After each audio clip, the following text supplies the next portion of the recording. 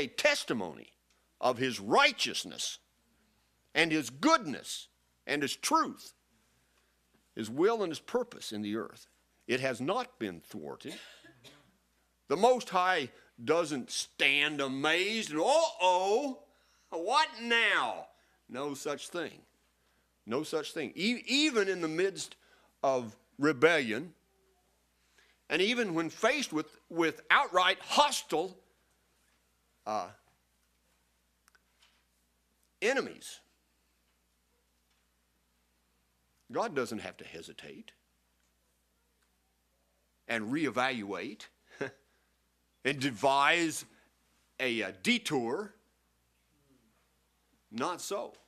If he needs to, he'd just roll right over those enemies. If he needs to.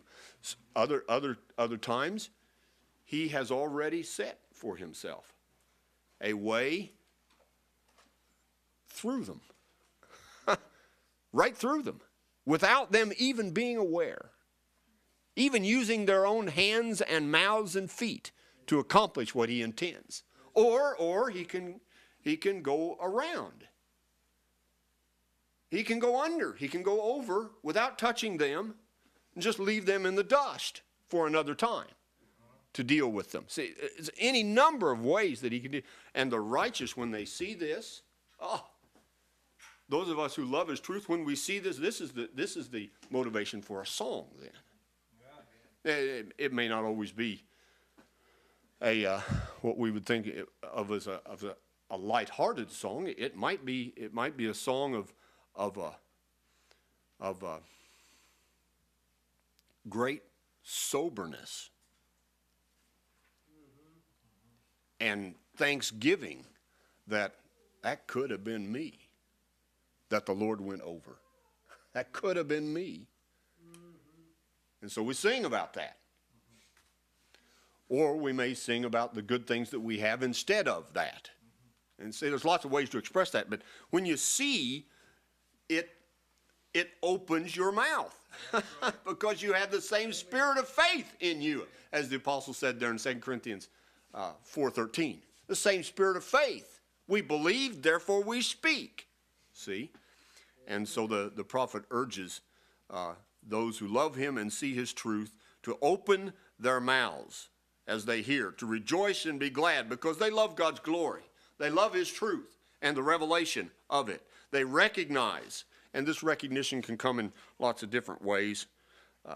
Abel recognized it, this recognition of God's glory and his working and his goodness in the earth. Abel recognized it from one perspective. Noah recognized it from another perspective. Abraham from another. Isaac, Jacob, Joseph recognized it from another. Moses then from another perspective. It was all the same truth.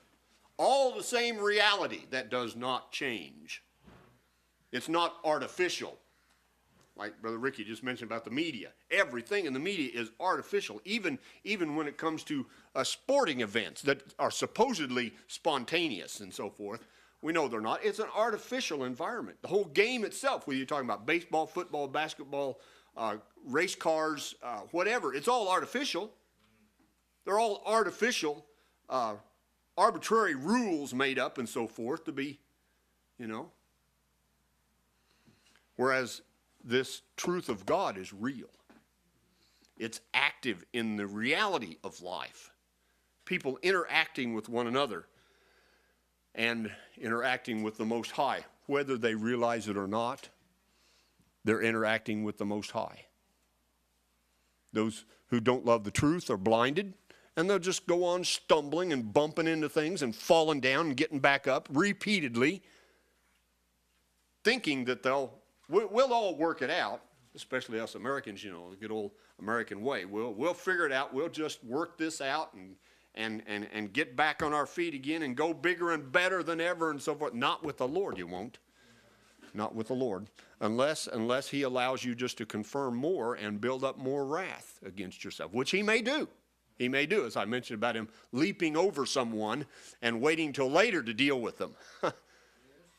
And in the meantime, they will just confirm his truth in various and sundry ways.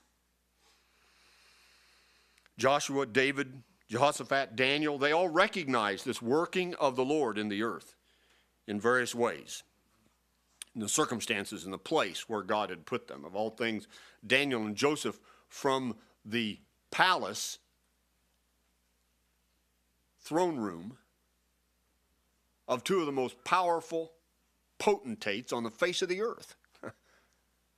And they were counselors for these men, and yet they were godly. And they did not tremble in the presence of these men. They trembled only before the Most High and His truth. Amen. See? So God will get the glory in the heavens and the earth. Who will see and gladly benefit then? That's the question that we're assessing here, that we're interested in, because we want to be glad and to have the real reason for being glad. We want that ourselves.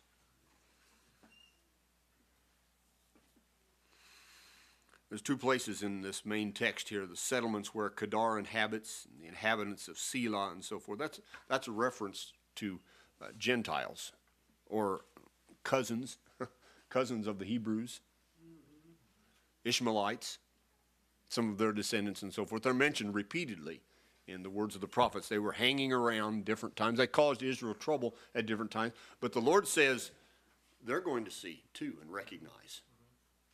They're going to see. And they may benefit to different degrees, but it's in these words here. Someone just cited one of the texts from Isaiah 55. Here's another verse from Isaiah 60. Behold, you will call a nation you do not know. A nation which knows you not will run to you because of the Lord your God, even the Holy One of Israel, for he has glorified you. In that day the nations will resort to the root of Jesse, who will stand as a signal for the peoples, and his resting place will be glorious. The psalmist says, all the ends of the earth will remember, turn to the Lord. All the families of the nations will worship before you, for the kingdom is the Lord's, and he rules over the nations. All the prosperous of the earth will eat and worship. All those who go down into dust will bow before him. Even he who cannot keep a soul alive, posterity will serve him. It will be told of the Lord to the coming generation. They will come and will declare his righteousness to a people who will be born, that he has performed it. See, God is setting things up this way, and he's left this testimony down through human history. Whether historians recognize it or not, it's there. It's there. And from time to time, from place to place, and generation to generation, God raises it up for everyone to see, to confirm that he's still there working. He's still there doing these things for those who are willing to see it, those who are willing to conform to his will and respond to him as he has revealed. As he has revealed. The loving kindness of the Lord is from everlasting to everlasting on those who fear him. Yes. And his righteousness to children's children, to those who keep his covenant and remember his precepts to do them. You see how the words of this prophet and the words of Zechariah fit together in this sense, or the words of the psalmist here and the words of Zechariah fit together. So the word of the Lord endures forever. This blessing then hinging upon faith, participation, involvement in the blessing, the good things that God gives, hinging upon faith, the faith that God gives, the faith that he has delivered, you see. Again, behold, the former things have come to pass. Now I declare new things before they spring forth. I proclaim them to you. He tells us what he's doing. Those who love the truth and care about